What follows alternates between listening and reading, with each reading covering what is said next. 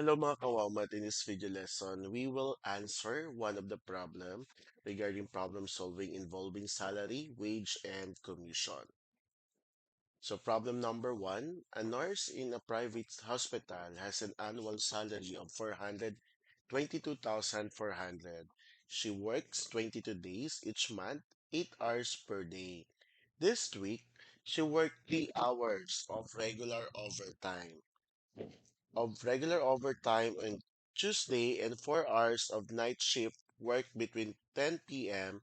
and 2 a.m. on Sunday, which is her rest day. What is her total gross pay for the week including this adjustment?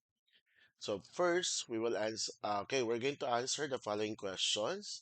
Letter A, what is her monthly salary and daily rate? B, what is her hourly rate? C. How much will she earn for 3 hours of overtime? D. How much will she earn for 4 hours of night shift work on her rest day? Letter E. What is her total gross pay for the week including this adjustment? So, we will answer that. Gagamitin natin yung mga given information later to answer. So, ang annual salary natin ay 422,400. Ibig sabihin niya yung buong sweldo niya sa loob ng isang taon. Tapos, sa isang buwan, 22 days siya pumapasok sa trabaho. Working hours per day, 8 hours. And overtime hours, 3 hours. Night shift hours, 4 hours. So, today, gamit yung mga given na yan, we will answer one by one. Una, the monthly salary and daily rate. Since given naman yung annual salary natin na 422,400, to compute the monthly salary, annual salary divided by 12. Okay, kasi ibig sabihin sa loob ng isang taon, meron 12 months. Tama? So, 422,400 divided by 12. So, yung monthly salary niya ay 35,200 pesos. Next is the daily rate. So, paano natin kukumputin yung daily rate? So, yung monthly niya ay 35,200. Pero, yung working days per month niya ay 22. So, i-divide natin yung monthly salary niya sa 22 days and that is 1,600 pesos. So, ibig sabihin, ang bayad niya sa isang araw ay 1,600 pesos. Sobrang laki na, no? 1,600 pesos. Next. Okay, so since na laman na natin kung magkano yung daily rate, madali na sa atin how to compute the hourly rate. So dito sa Pilipinas, ang standard time natin ng pagtatrabaho ay 8 hours. So mula din sa daily rate, i-divide lang natin sa 8 hours, 1,600 divided by 8 and that is 200 pesos. So ibig sabihin class, yung per hour niya, okay, ay 200 pesos. Next, so overtime pay. Ilang oras siya nag-overtime? 3 oras. So according sa rule ng DOLE, so madadagdagan siya ng additional 25% dun sa regular rate niya. So 125% of hourly rate.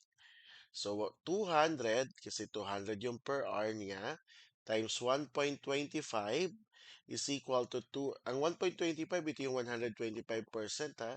So, kinonvert lang natin sa decimal. 1.25 is equal to 250 pesos per hour. So, since ilan yung overtime niya, ilang oras? 3 oras. So, 250 times 3, 750 pesos. So, ibig sabihin, meron siyang overtime pay na 750 pesos. Next, letter D. So, meron siyang night shift plus rest day. So, di ba sa rest day, yung computation dito, imumultiply yung daily rate niya times 1.3. Or, ang night shift naman, may additional siyang 10%, no? Dun sa regular hour rate niya. So, yung rest day rate niya is 200, no? Ang per hour niya times 1.30. Okay, so 200 times 1.30 and that is 260 pesos. So, bibilangin kung ilang oras yung pinasok niya that day, no? A night differential is equal to 200 times 0.10 is equal to 20 pesos. So, per hour, so ito yung madadagdag dun sa per hour niya na 200. So, sa night differential, so kumbaga 220 pesos yung bayad sa kanya dun sa night differential niya. Sa rest day naman, ito naman yung magiging bayad doon sa oras na nagtrabaho siya, rest day niya yun. So, pwedeng pagsasamahin natin yan, 260 plus 20, that's 280. So, ibig sabihin, ito yung total rate per hour. Or pwede rin naman class, ang gagawin nyo, di ba, 1.30 yun, idagdag nyo yung 0.10, so 1.40, tama? So, pwede diretso na. 200 times 1.40 is equal to 280. Parehas lang din sila. So, ito yung night shift rate plus rest day. So, 280 pesos times ilang oras yon? Apat na oras. So, 280 times 4. So, yung night shift differential niya ay kasama yung rest day niya ay 1,120. So, ang dami niyang kinita, no? Kasi may overtime na, may night shift at rest day pa. So, last question, what is her total gross pay at pay for the week including this adjustment?